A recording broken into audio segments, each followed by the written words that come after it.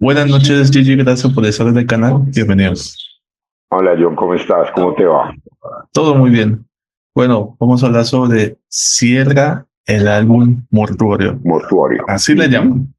Sí. Así que esta es una historia en la que en un pueblo, no voy a revelar nada, pero es un pueblo que ocurren misterios Sí. referente a que hay gente desaparecida, más que todo chicas. Entonces tratan de Ajá.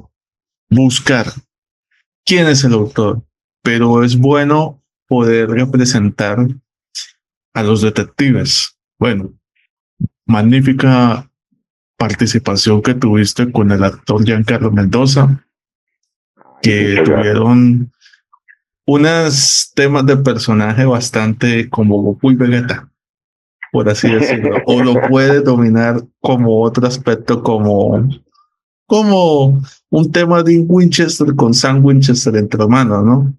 Pero entonces, ¿cómo usted describe este personaje del detective y también cómo visualizó la historia al momento de leer el guión y al momento de grabar? Cuando uno lee la historia del personaje justifica muchas cosas, ¿no? Obviamente. Y cuando Carlos nos presenta las situaciones y nos deja también en libertad de jugar y de proponer, pues uno empieza a encontrar como un mundo bastante apasionante en el personaje. Eh, Pachón, pues obviamente es un personaje lleno de dolor, la verdad. Y desde ahí lo empecé a trabajar realmente, o sea, desde su corporalidad, desde su caracterización física, cuando yo busqué las propuestas para Carlos, proponiéndole el look de este personaje, pues realmente definía un ser con mucho dolor por dentro, y ese dolor se convierte en rencor y ese rencor en odio. Y en ese odio hacia una sociedad que es injusta con él, y que de una forma, él representando la justicia, él se convierte en un criminal. Y eso me pareció fascinante porque habla mucho de la condición humana, sí, de la reacción de uno como ser humano a veces ante la injusticia y como representante de la justicia, cómo se convierte en criminal. Y eso me encantó, me gustó mucho. Hay algo importante en la historia, es que a veces la justicia se tiene que a veces tomar por mano propia. ¿Estás de acuerdo con esta filosofía de la película o piensas de que sí o sí la justicia debe tomar cargo por sí sola? Yo creo que esa es una pregunta muy difícil porque la ley es la ley, ¿no? La justicia ha organizado las sociedades, ¿cierto? Como la política también ha organizado las sociedades. Y, y a veces uno puede ver que la justicia es injusta o que la ley no se aplica. Creo que el gran problema es ese, que la ley no se aplica a veces por falta de autoridad o por la misma conformación de las leyes. Entonces, creo que la justicia es un bien superior de las sociedades, pero al no aplicarse la ley, esa justicia no opera. Y en el caso de Pachón sucede eso, ¿cierto? Cuando él encuentra, es que no puedo contar mucho, pero, pero cuando él se ve como sacrificado, él representando la ley, se ve sacrificado por las diferentes circunstancias y lo afectan directamente por lo que sucede en la película, por el profundo dolor que él siente por un suceso que ocurre. Él decide tomarla en su mano, decide tomar la justicia en sus manos, pero cuando uno toma la justicia en sus manos, precisamente se convierte en ese delincuente y en ese criminal y en un asesino más. ¿Sabes por qué te mencioné esa pregunta acerca que tomarle por mano propia? Bueno, quizás muchas la vemos como el tema pues, humano, ¿sí? Un tema ordinario referente que sucede y eso. Pero cuando es algo sobrenatural, ¿usted cree que de pronto tanto detectives, policías deben estar capacitados? No sé, en la vida real, así como a veces la realidad supera la ficción. Hay muchos Ujú. casos. Pero ¿crees tú que de pronto las autoridades referente muchas historias y eso deben estar preparados sobrenaturalmente teniendo armamento? Wow, qué pregunta. Eh, pero no cómo se prepara para lo sobrenatural. Sería la contrapregunta, Bueno, ¿cierto? hay casos, por ejemplo, el páramo. Los Ujú. soldados no tenían conocimiento referente a cómo enfrentarse ante una bruja. En la Claro, luz de Juan Diego Escobar, nadie sabía de qué proviene la luz. Entonces, son muchas cosas y hasta en Satanás. claro, claro, pero creo que yo soy un firme convencido de la psique humana. Sí, yo creo que Bien, a uno, a uno lo maneja mucho, mucho sus creencias, ¿cierto? Sus traumas, eh, a veces también sus inseguridades. Y porque imagínate donde el mundo funcionara desde este punto de vista sobrenatural. Yo no puedo negar, o sea, no, y yo siempre me he identificado como yo vivo en una contradicción, siempre. ¿Por qué? Por ejemplo, pensando en el más allá, pensando en la vida eterna. Yo quiero que haya algo, o sea, yo pienso, quiero, pero mi razón me dice cada vez que hay menos esperanza allá al otro lado. Entonces que hay que vivir más la de acá, ¿cierto? Pero hay ciertas cosas que yo realmente no puedo explicar. Entonces trato de buscar, por eso mi contradicción, eso que no puedo explicar, trato de buscar como el encadenamiento racional para llegar a una verdad. No sé si la encuentre, pero de todas formas, eso es interesante vivir en esa contradicción. Yo quisiera tener, por ejemplo, la fe que tiene mi mamá.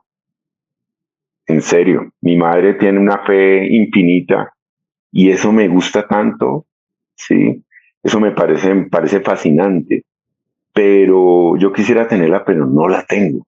Pero creo, me gusta, yo quiero creer en Dios, por ejemplo, quiero creer en Dios, ¿cierto? Pero las dudas me saltan todo el tiempo. Y entonces yo digo, bueno, no podemos dejar la ley, la justicia y el orden social en manos del misterio tampoco. Entonces todo ese tipo, pero eso hace apasionante la vida. sí, de hecho. Y dicen de que la fe busca la fe. Ok. Pero hay algo súper importante porque de todos los casos que se han visto al referente, no solo por este tema de los desaparecidos en un pueblo, también hay ciudades y todo lo que han sucedido con temas de conflicto armado y eso, hay casos Ujú. que se clasifican y casos que no se han conocido. ¿Por qué? Porque pueden ser parecer normales, pero todo esto de poder, todo esto de poder tener riqueza y todo, hay un sacrificio. Sí, Siempre claro. hay un precipicio. Por eso mencionar lo de Mario Mendoza, lo de Legión, cómo un detective, un soldado se enfrenta ante una legión. Tiene que ser con una fe y también con unos preparamientos tanto psicológicos. Es que anteriormente, muchos años atrás, empezaron los soldados a asistir a las iglesias para poder que les bendigan las armas. Imagínate. Entonces, yo sé que de pronto la gente que escucha las entrevistas dice, ¿es real o no? Hay casos, han sucedido testimonios, tanto del conflicto armado y todo eso, que uno hace parecer como si fuera una película. No es una película, es la vida real, pero esta película se ve Sí. muy realista. Entonces, yo digo una cosa, no sé si has Ujú. escuchado el tema del vampiro que ocurrió en el tema de la Mega, que apareció y Ah, que ok. perdió el gasto y todo esto. A decir verdad, si hablamos de conspiraciones, Gigi, ¿crees que hay Ajá. vampiros en Colombia? Todavía no existen. Yo creo que hay, yo creo que hay gente que le gusta la sangre y en esa medida considero que hay vampiros, ¿me entiendes? Hay gente que le gusta la sangre. Con respecto a los, digamos, estos entes que aparecen, eh, se me escapa mi entendimiento, no sabría cómo definirlos, cómo realmente poder encontrar una explicación lógica para ellos. Pero, pero yo personalmente me dejo sorprender. Y la otra cosa es que desde el punto de vista literario, el personaje del vampiro siempre me ha parecido fascinante. Eh, Porque encarna realmente al incomprendido. Sí, en el caso, yo hace poco vi, por ejemplo, esta última versión de Nosferatu. Buenísimo. Sí, me parece muy interesante, me parece muy chévere, muy chévere. Y habiendo visto como la saga esta de las anteriores, en la que está Kinski y en la de Murnau y todo, y esa saga de vampiros también vi alguna vez un Drácula con Laurence Olivier, siempre lo veo como ese personaje incomprendido, como ese personaje solitario y que por el mismo amor la misma sociedad lo rechaza. Sí, o sea que el enamorarse de una manera prohibida también, la sociedad lo rechaza y lo aísla. Y en esa medida el vampiro tiene que reivindicarse, tiene que buscar su lugar en el mundo y buscar su lugar en el amor. Igual en la de Coppola, con la de Gary Oldman, siempre recuperar su lugar. Además, hay una cosa bien curiosa y es que eh, en general el vampiro es un ser que conoce, es un ser culto. Y eso también me parece fascinante. No me gustaron todas estas de Crepúsculo y ese tipo de cosas, me parece realmente una frivolización del vampiro. Pero ese personaje como un ser humano, que lo que más me gusta, por ejemplo, también no haciendo un análisis muy personal de la Biblia y de estas situaciones que se presentan en la Biblia y eso, me gusta más que ver como la divinidad ahí, me gusta ver al ser humano cómo se enfrenta al mundo, cómo pues, tiene una posición filosófica y existencial ante lo que sucede y ante lo inexplicable también, y ante su reivindicación en el mundo. Eso siempre me ha fascinado. Y en las películas serias, Pablo, en las películas serias que tratan de vampiros, que tratan de este Nosferatu, ¿me entiendes? Siempre encuentro al ser humano, la sensibilidad del ser humano, al ser humano, y además la tristeza de ser inmortal. También la encuentro ahí.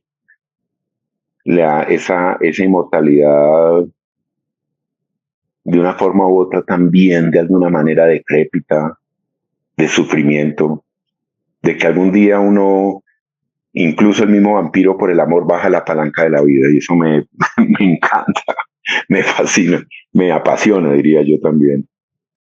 Eso le iba a preguntar.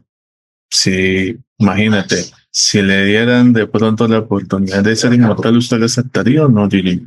Te voy a decir algo y te lo voy a decir. Me gustaría ser joven siempre, inmortal siendo joven, pero creo que no se logra. Creo que como que la vida sigue contando poquito a poco, poquito a poco, poquito a poco. Y llega un punto en que, no sé, ya en la ancianitud se tiene la sabiduría y es cuando se logra la inmortalidad generalmente. De resto son como pequeños flashazos de volver a tener todas sus posibilidades, ¿cierto? Pero yo creo que me cansaría de ser inmortal. También bajaría la palanca. Que bueno, yo he entrevistado a algunas personas que aman el tema de lo gótico y todo eso, que dicen que se cansarían de ser inmortal. O sea, porque imagínate, bueno, a pesar de ser joven siempre y todo eso, pero Uh-huh, la vida cambia y uno ve cómo otros se van y todo, entonces uno dice, bueno, se comprende, ¿no? Se comprende. uh-huh. O a menos que cuando te llegue un dineral, hagas la criogenización, bueno, ya es diferente, ¿no? Pero Pero se solo, perdería, sí, pero se perdería la conciencia y ese sí, sería un problema, totalmente. la conciencia. Oiga, Usted me está hablando en detective. Así ¿sabes? Ese es un halago, te cuento. Muchas gracias. No, en serio, porque fíjate que sí, porque tú que hablaste de los vampiros, me pareció también muy importante enfatizar el tema de Palo Quemado en la plaza de mercado, Palo Quemado, el cortometraje colombiano, muy bueno. Ujú. Ese Jefferson se lució ahí. Y bueno, ya el tema de todo lo que tiene que ver con Drácula, bueno, no sé, por ahí doy una cuñita. Yo aquí entrevisté al que hizo el maquillaje de Drácula, Matthew Mungol, el que ganó los Oscar. Wow. Entonces, Ah, wow. yo Wow. después te paso la entrevista, súper, y hablaba sobre eso, sobre el tema de la mortalidad y todo eso, y pues me pareció bien acertado enfatizarlo. Ahora, lo más importante, Gigi, ya que hemos hablado sobre el tema de lo sobrenatural, la inmortalidad y el tema del personaje, Ujú. ¿crees que es necesario este tipo de historias en Colombia para que se visibilice un poco más contar historias diferentes, ¿no? ¿Qué opinas sobre ello? Sí, claro, claro, a mí me parece que es prudente hacerlas. Me parece que es prudente como el estudio antropológico del vampiro para hacer cosas serias, no, porque a mí francamente me molesta sobremanera la frivolización de este tema. La frivolización de la violencia también me parece que es grosero con sociedades que han sufrido tanto como la nuestra. Eh, Me parece que hay mucho talento acá para crear ficción y sobre todo no coloquializar las situaciones dentro del cine. Porque me parece que el cine es un lenguaje poético ante todo y eso me parece hermoso. Y cuando uno logra realmente conmover a la gente, ¿cierto? Contando una ficción sobre cosas sobrenaturales y logra conmover sobre todo a la gente, más que divertirla, conmoverla. Me parece que ese es un hit y eso no se hace coloquializando, por llamarlo de alguna forma, el lenguaje, ¿cierto? Ni haciendo una excesiva cotidianización, por llamarlo de esa manera, de las situaciones. Me parece que esa búsqueda poética es lo que realmente tienen las grandes películas. Tanto las películas que hablan de vampiros como las que hablan de ángeles. O sea, si uno ve El cielo sobre Berlín, por ejemplo, de Wenders, es precioso y es hablar de estos ángeles de una manera tan humana, ¿cierto? Cuando este loco se suicida, el ángel no puede hacer nada, ¿cierto? O sea, son cosas que a uno lo estremecen. Y creo que esa ficción es la que nosotros necesitamos, más cuando vivimos en un país excesivamente violento como el nuestro, que hemos estado en guerra durante tanto tiempo y donde hay tanto vampiro en todos los colores políticos, ni en unos ni en otros, ¿cierto? Cuando hay tanto vampiro ahí que le gusta la sangre, creo que nosotros tenemos que hacer, y ese es un vampiro bajo, me parece, uno de los vampiros más oscuros, ¿cierto? Que los que hacen sufrir, bueno, de muchas maneras chupan la sangre de las personas del común, de los que más sufren, de los débiles. Estos entes armados que pululan en nuestra sociedad colombiana, creo que necesitamos de esa ficción que haga una reflexión profunda sobre esto sobrenatural, pero que nos está hablando todo el tiempo de una sociedad sin panfletos, sin nada de ese tipo de cosas. Eso creo que es muy necesario y es pertinente hacerlo. A mí, por ejemplo, en nuestra película, en Sierra, me parece que ese aspecto sobre la justicia y sobre lo legal me parece tan interesante porque, porque no se parcializa ni políticamente, ¿me entiendes? Habla de la condición humana, ¿cierto? Y en Pueblo Blanco es un pueblo cualquiera que puede estar perdido en algún rincón de nuestro país y es en algún rincón del mundo, donde la justicia cómo opera, ¿cierto? Cómo la sangre está presente, cómo la violencia está presente, cómo tenemos Doberman o Rottweiler amarrados para en cualquier momento soltarlos y que vayan a atacar.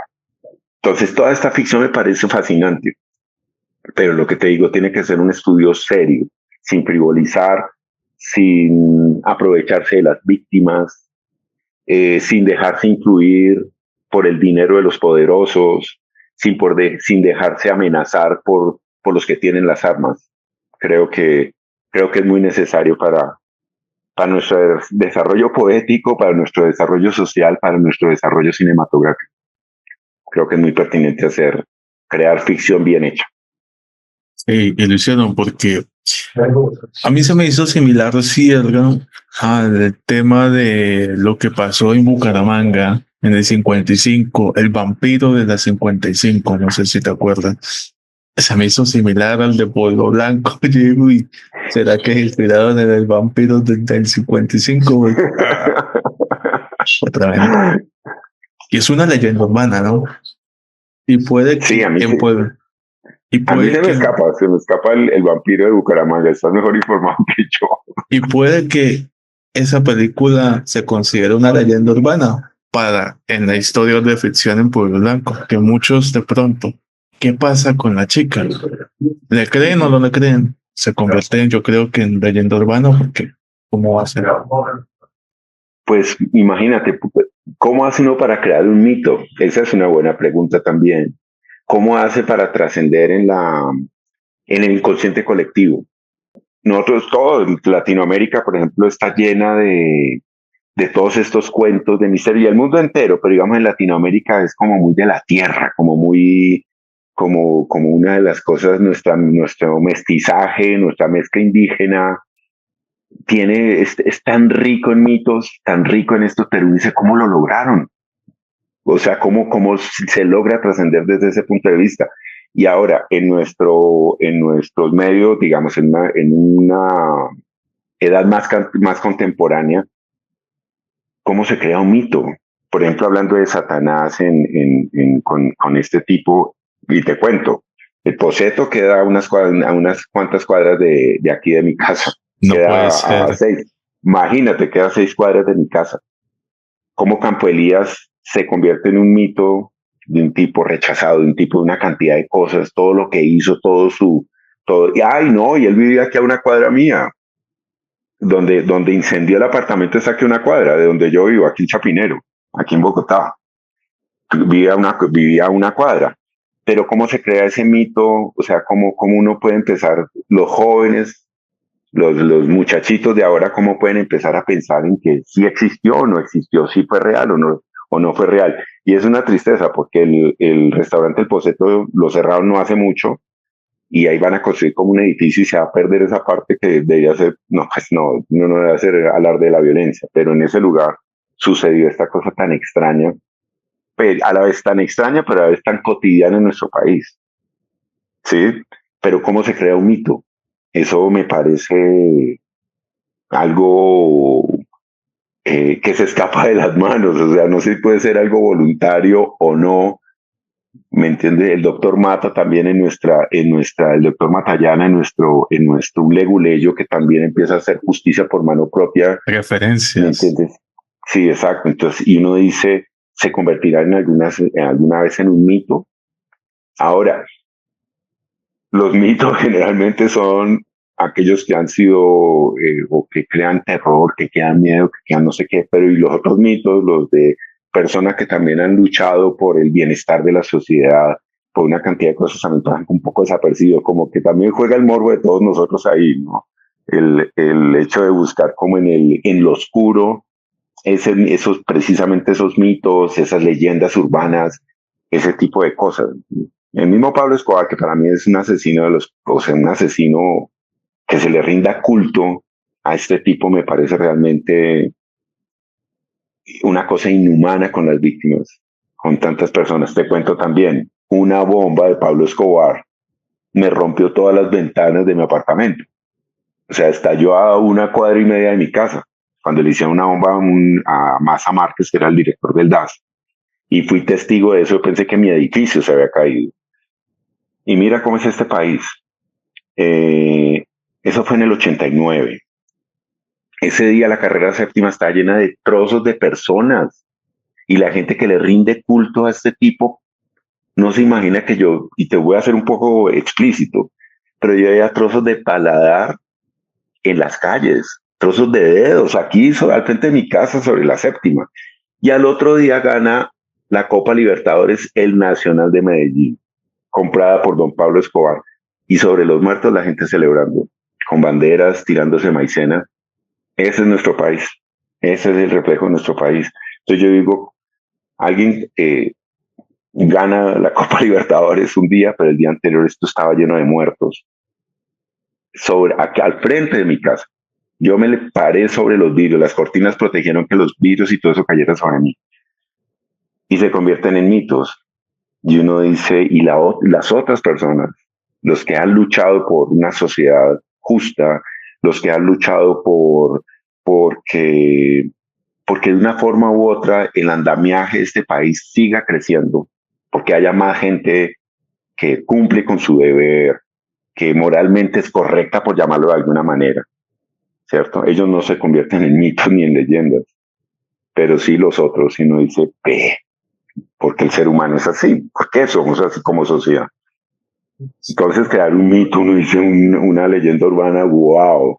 Y si uno, por ejemplo, desde el cine, uno lograra crear un mito de eso, que la gente llegue a pensar si fue real o no, uno dice, wow, lo logramos. ¿Cierto? Y dicen que Colombia no es el realismo mágico, ¿no? Todo el tiempo, compadre, todo el tiempo. Hay Todo el cosas tiempo. que uno no se imaginaba ver, pero pasan. Sí, es increíble, pero sí, sí, sí, sí. Lo que te digo, este suceso es absurdo. Es Absurdo, muy absurdo. absurdo. Un día la gente llorando y al otro día, sin mentirte, al otro día la gente celebrando. Así fue. Soy testigo de eso. Imagínate. Es que, Entonces, continúa. no, tranquilo, siga. No. Yo digo, de todas formas, hay, en ese realismo mágico, pues obviamente hay mucho que contar. Hay mucha, desde la realidad se puede crear ficción y poesía para contar nuestra vida, nuestra historia. Yo creo que no hay documentales sobre eso, que al otro día celebraron la Libertadores. O no sé si estoy enterado, yo creo que no. No, no hay, no hay, no hay. Tienes toda la razón. Y sobre eso, imagínate, es, es muy doloroso, Muy porque doloroso. y es, y es, y esa ciencia cierta que se sabe que esa Copa Libertadores realmente no fue tan ganada, no fue ganada limpiamente, ¿me entiendes? O sea, y hay un documental sobre fútbol que habla sobre eso, sobre cómo se compró esa Copa Libertadores, pero no hay un documental sobre la bomba que le pusieron a Massa Márquez y al otro día gana la Copa Libertadores en Nacional. No hay. Entonces, si la entrevista se convierte ya en un mito, que lo desmitifiquen, porque mire, idea para el documental. Sería Bastante. buenísimo, Sí, sería buenísimo. Por todas las víctimas, sobre todo. por todas las víctimas.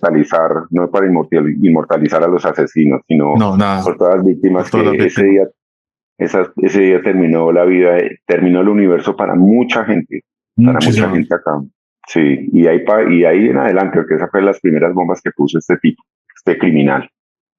Toda la razón. Gracias por decirlo, Gigi. Dos últimas preguntas ahí para poder abarcar toda la película y es, ¿esta película pueda en algún momento ayudar a salvar vidas? Y por último, ¿cómo define todo el trabajo que hiciste en una palabra? Yo creo que la labor la labor del arte en general es cuestionar, sí, no tanto educar, sí, sino más bien cuestionar, ¿cierto? O sea, cuestionar. Ayer estaba dictando una clase de actuación y, y, y una de las tareas era un cuadro grupal, hacer una pintura grupal. Yo estuve en una pintura del Greco. Y cuando ellos empiezan a hacer, uno siempre trata de crear es la fábula, ¿cierto? O sea, la anécdota. Entonces el cuadro es, no sé, esto. Entonces Pero cuando uno empieza a analizar que el arte va más allá y que el arte es una serie de capas una sobre otra o de esferas, como habla Tarkovsky, ¿cierto? De que no es una escalera como la ciencia, sino que es una esfera dentro de otra esfera, porque pues, los pintores de Altamira no necesitaban, no son menos atrasados que Picasso, ¿cierto? Entonces, pero muy seguramente Picasso tuvo referencias de estos pintores de Altamira, ¿cierto? Pero no es, ninguno es mejor que, ninguno, en el arte uno dice qué es más avanzado que qué, ¿cierto? Pero sí son capas que se superponen y se superponen. Y lo que realmente a mí me gusta del arte es cómo uno lo cuestiona, cómo lo cuestiona desde lo profundo. Entonces yo les ponía el ejemplo de un cuadro de Rivera que viene en el Museo del Prado y veo una anunciación a María, pero donde la Virgen duda. Y es hermoso porque esta Virgen está, es como, uno siente que va a decir que no acepta. Y el ángel está ahí diciendo, o el arcángel, y la Virgen está dudando. Eso me parece tan profundamente humano.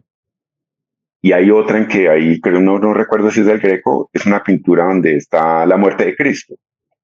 Y el Dios Padre, como lo pinta, como lo representa, está mirando al espectador, como diciendo, esto es lo que usted hace.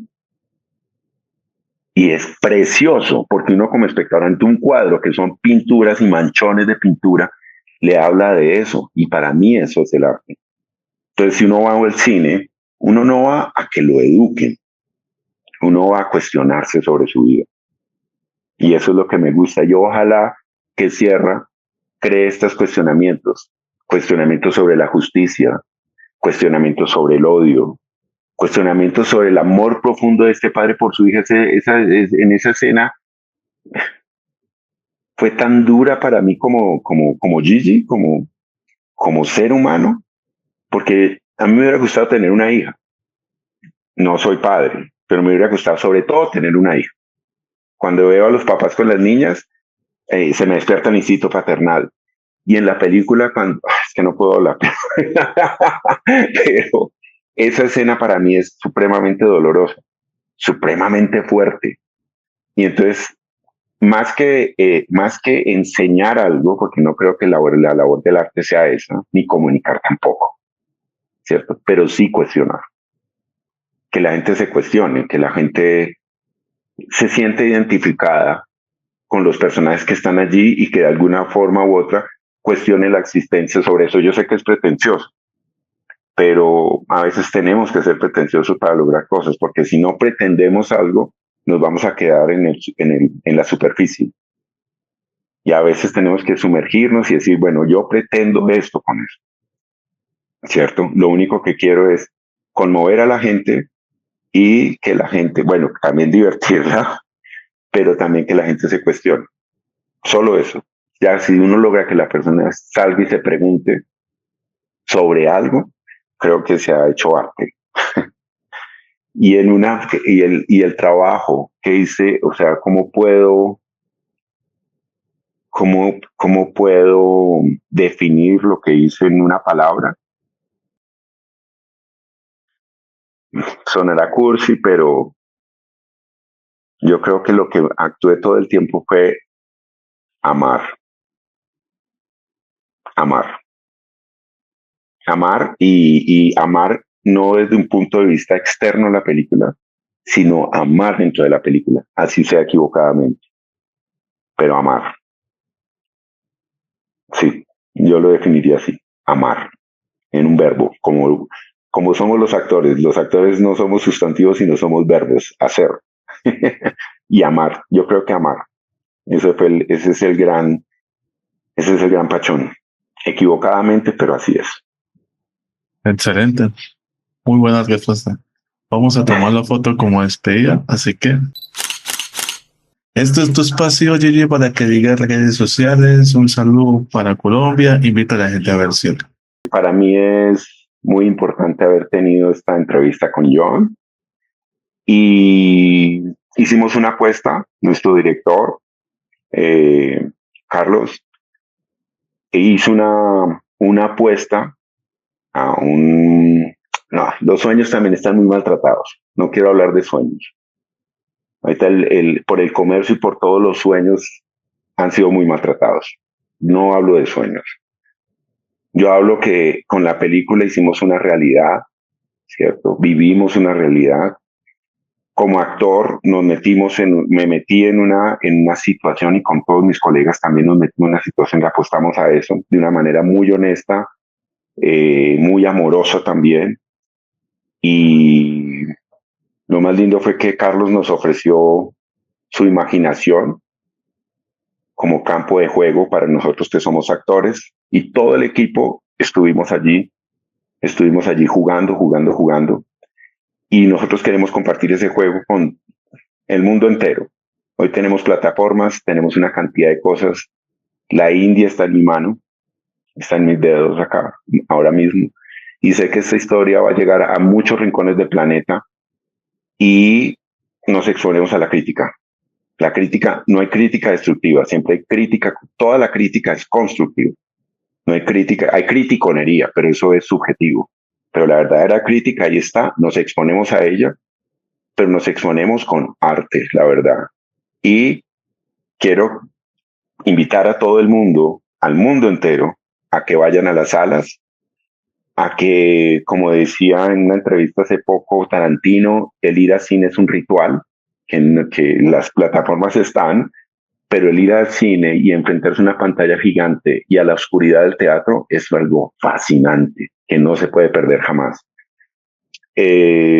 Como actor de teatro, porque a mí lo que más me gusta es el teatro y me encanta hacer cine, quiero que la gente comparta ese ritual con nosotros. Nosotros desde la pantalla, ustedes desde la oscuridad del teatro, y que salgan y que sencillamente tengan un cuestionamiento sobre la vida con lo que nosotros le ofrecimos. Es lo que es mi invitación para todas las personas del mundo entero, porque sé que va a llegar al mundo entero, estoy convencido de eso. Y vamos a tener un documento para la posteridad de nuestro cine colombiano. Y le apuesto a eso y le doy las gracias infinitas a Carlos y le doy gracias infinitas a todos mis compañeros, a todos mis colegas, a todo el equipo, a todo el crew, a todos. Le doy muchas gracias por haberme permitido vivir este Pachón. Muchas gracias por la oportunidad, Gigi. Un fuerte abrazo y mucho éxito. Muchísimas gracias, John, por haberme citado hoy, este miércoles a las 9 de la noche. Gusto. Y fue delicioso hablar contigo y bueno, es un actor colombiano que sencillamente ofrece su trabajo de la manera más amorosa posible. Con mucho gracias. Gusto. Con mucho gusto. Un fuerte abrazo, bendiciones. Saludos.